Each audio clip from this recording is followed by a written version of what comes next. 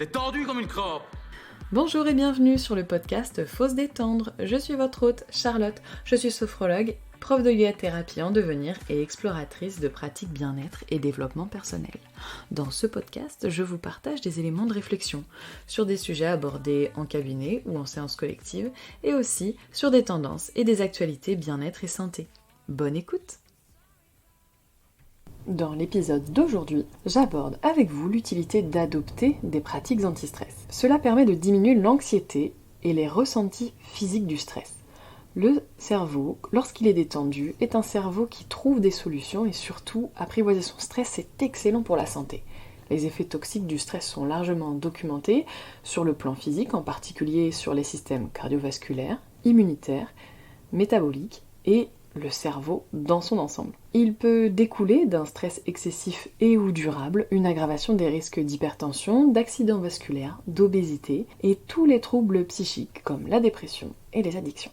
Il y a des troubles qui sont certes moins spectaculaires, mais qui sont source de réelles souffrances. Les maux de tête, les troubles digestifs, la sensibilité aux infections. Quels sont les grands facteurs de stress ? Voici quelques éléments pour identifier les principaux déclencheurs de stress et les avertissements à prendre en compte.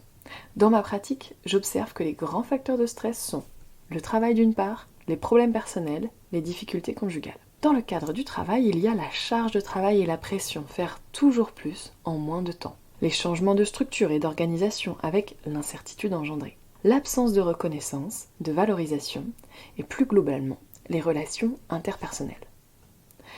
Il est parfois difficile de déterminer si nous sommes stressés ou non. Le stress a un effet 3D. Il s'exprime au niveau physique, au niveau psychologique et au niveau comportemental.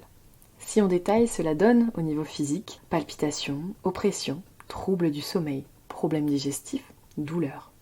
Au niveau psychologique, on peut retenir l'inquiétude, des sentiments de démotivation plus ou moins profonds, de l'agacement, de l'irritation.